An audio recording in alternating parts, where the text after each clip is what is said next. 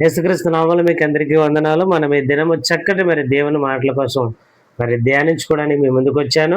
అవేంటంటే ఏ ఏ విషయంలో ప్రతి ఒక్కరూ వర్ధిల్లాలి అనే విషయాల కోసం మనం మాట్లాడుకుందాం స్నేహితులారా.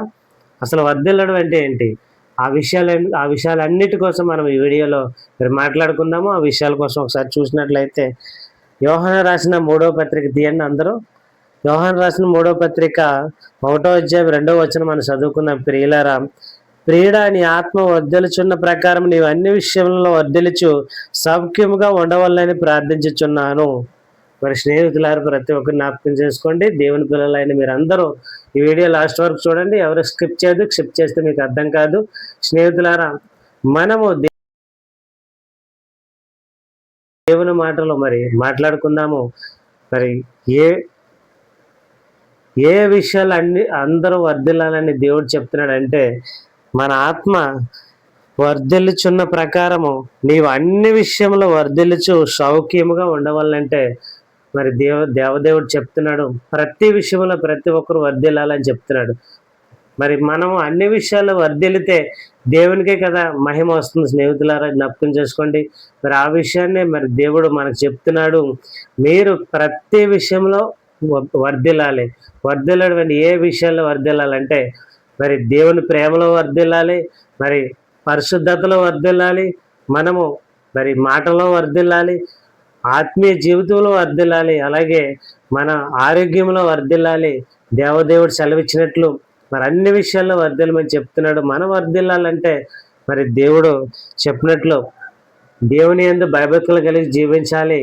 ప్రతి క్షణము కీర్తనలు 1వ అధ్యాయం 1వ వచనం మనం చూసినట్లయితే దివారాత్రము ధర్మశాస్త్రము ధ్యానించేవాడు ధన్యుడని దేవుడు చెప్తున్నాడు. ఇవన్నీ పాటిస్తూనే దేవుని యందు మనం వర్ధిల్లుతాము. అన్ని విషయంలో దేవుని వాక్యాన్ని పాటిస్తూ ధర్మశాస్త్రాన్ని చదువుతూ ప్రతి క్షణము ప్రార్థన ఎడతెగక చేస్తూ ఉంటేనే మనము దేవుని యందు అన్ని విషయాలు వర్ధిల్లుతాము. అలాగే దేవుని ప్రేమలో వర్ధిల్లమని చెప్తున్నారు. స్నేహితులారా, దేవుని ప్రేమ అంటే ఏంటంటే 1 కొరింథీయులకు రాసిన పత్రిక 13వ అధ్యాయం 1 నుంచి మనం చూస్తే అక్కడ చదివితే అర్థమవుతుంది. ప్రేమలో వర్ధిల్లాలి. ఆ ప్రేమ ఎలా ఉండాలంటే స్వార్థపూరితమైన ప్రేమ కాదు.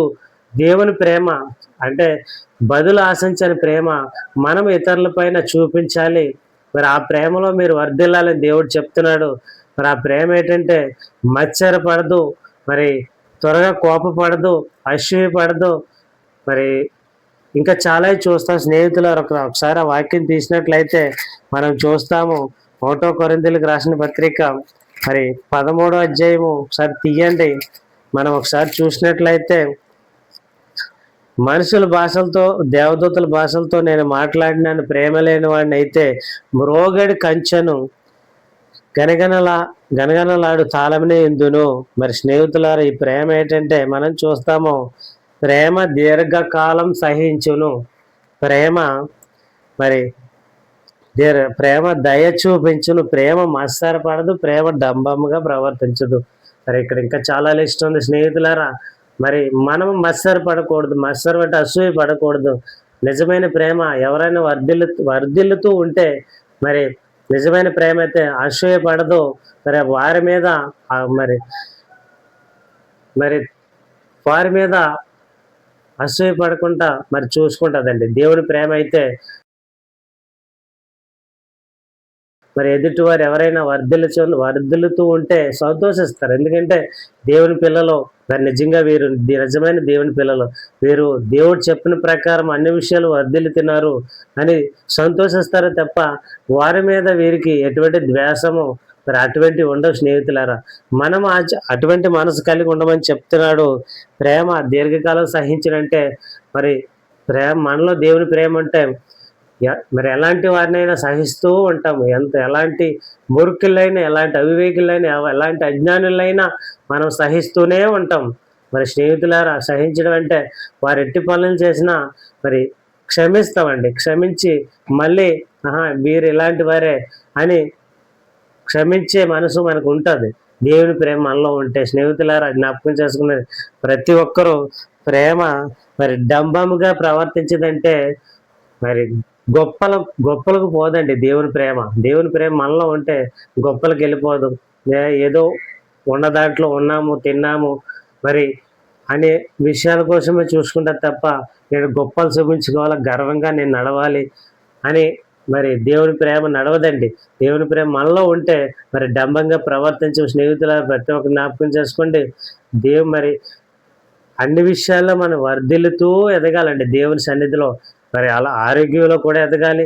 మనం ఆరోగ్యంగా ఉంటేనే కానీ మరి దేవుడు గణపరచబడ్డ కదా.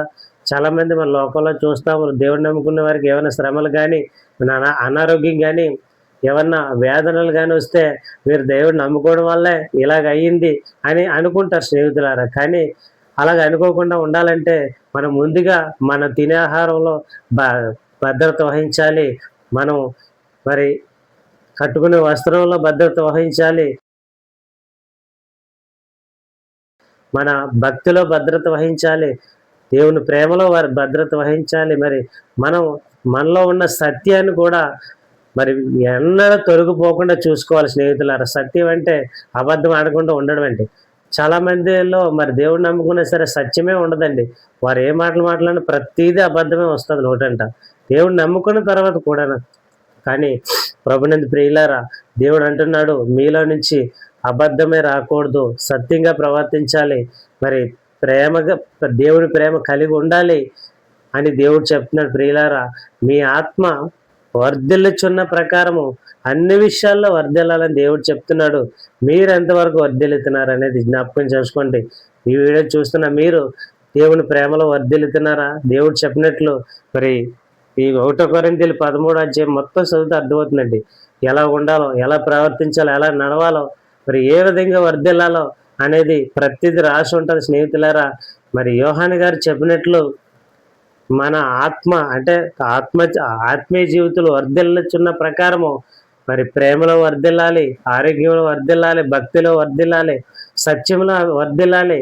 మరి దేవుడు చెప్పినట్లు అన్ని విషయాల్లో వర్ధిల్లా స్నేహితులారా. అప్పుడే దేవుడు మనసు మనం కలిగి ఉంటాము. మనం చేసే ప్రార్థన దేవుడు వింటాడండి.